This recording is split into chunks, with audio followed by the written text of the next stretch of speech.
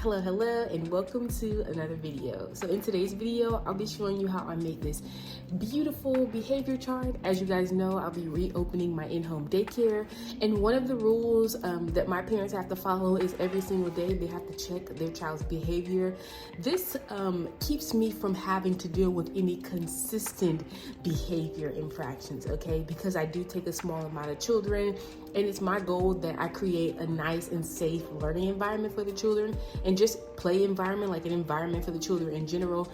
And some people are not honest about their children not, them not really correcting behaviors at home, and then therefore the children don't know how to behave amongst other children. So the behavior chart is something I use. I know if you work in the public school system, some schools don't allow the behavior system, so this is specifically for in-home daycares. But if you can use the resource and you're a preschool or kindergarten teacher, feel free to do so. So before we get started, I'm just going to show you some things that I'll be using. One thing I want to mention is the software that I use is PicMonkey. If you're going to follow with me in this in-home series, PicMonkey is the software that I use to create everything. I know that you can buy things from Teachers Pay Teachers and things like that, but if you're like me, I don't really have the extra money to spend like $20, $30, $40 on some of the packages. So if you want to stay tuned to see some of those things that you can do pretty inexpensive, then yes, stay tuned and I'll have those things for you. But this is the first one, and that's my behavior management chart. So the first thing you're going to need is a laminating machine.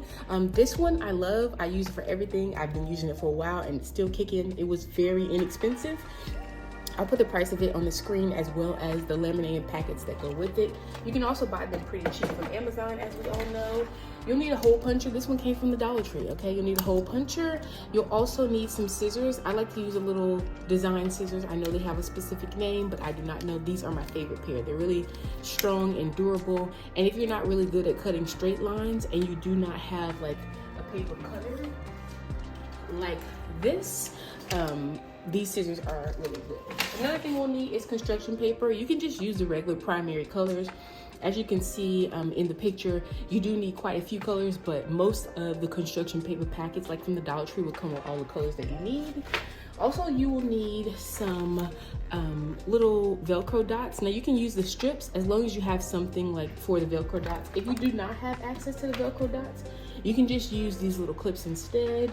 And you'll also need some popsicle sticks. So you'll need the little clothespins, or you'll need popsicle sticks. If you choose to use the popsicle sticks, then you will need some of these Velcro dots. If not, you can just use the clothespin. And of course, a printer, okay? So without further ado, let's get started with today's video. All right, so first things first, here is the PicMonkey website. I'm gonna go ahead and click on edit a new image, and then choose a print size. You can choose any size that you want. It just depends on the space that you have and how big you want the chart to be.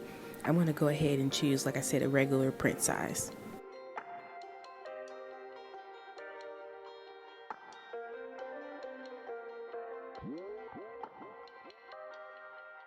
All right, so once you've chosen the size that you want, and you can always go ahead and resize it if you do have the pro version, so no worries.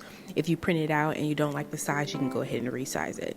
So what I'm going to do is type in frames, because I want a frame to frame my words. You can do anything with this. You can just use like normal clip art and just use the paper and kind of write things out, like make it your own. You can choose whatever design. This is just the way that I chose to do it. You can even cut out the ring and just use like, make kind of like a reef. So this is the way that I designed the chart.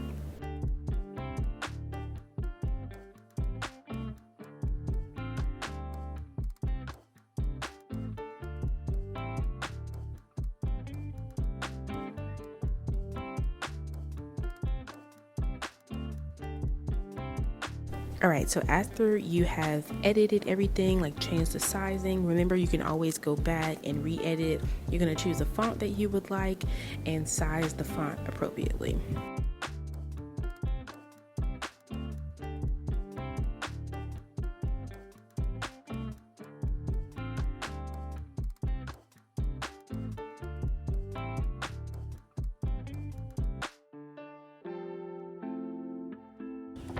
All right, so before you start cutting, I would actually take some time to make sure that you have all of the pages right, all of the spelling is correct, so you don't have to go back and redo this.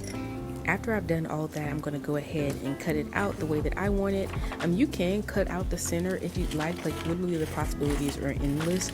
I would just make sure that you have a variety of colors for the construction paper so that it looks like a behavior management chart.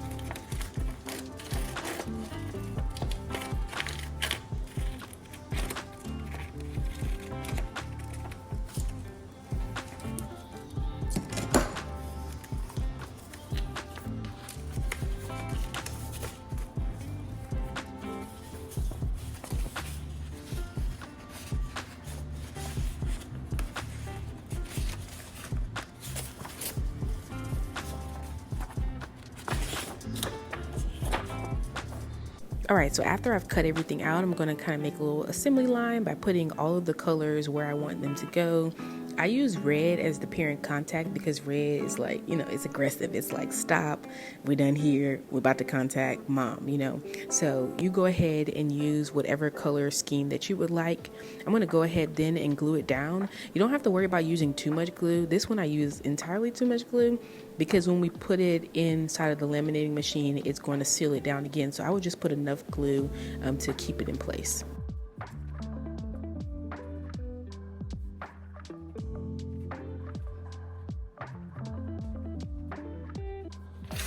Now the construction paper is a little larger than the laminating pocket, but that's okay because I am going to cut off the excess anyway. I don't want it to be this large.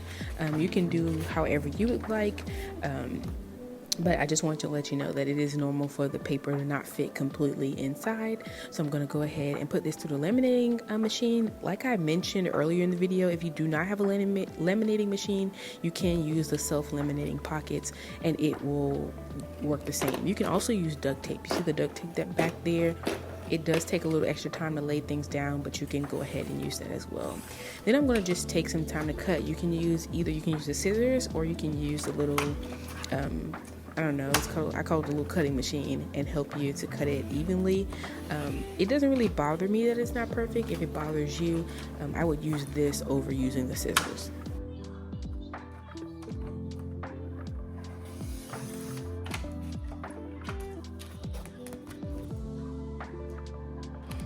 Alright, so after we got everything cut out, we're going to move to the next step, and that is poking the holes and then using these paper clips to connect them. You can use anything. You can use rings. Just check around your house. You can even use string, dental floss if you have it. Like, there's a number of things that you can use to connect this. You don't have to use something that you don't have, and if you don't have a hole puncher, you can just poke a hole. I just think the hole puncher makes it look more uniform, but like I said, if you don't have that, that's okay. There are many ways that you can get this done.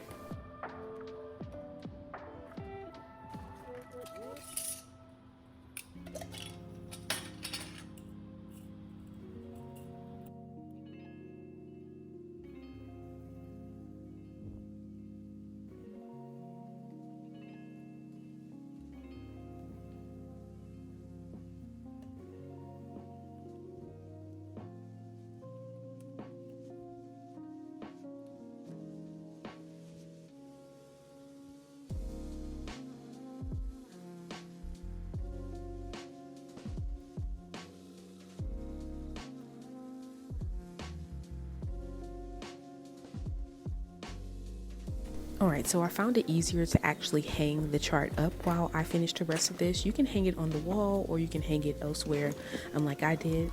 And how I decided to hang it up was just put a little thumbtack in the wall, put a binder clip on it, and here we are. I saved $15 and you can too. So the next part is going to be actually adding the children's names onto the chart. You can do this a couple of different ways, as I mentioned before. I like the popsicle stick. You can get the kids to decorate it.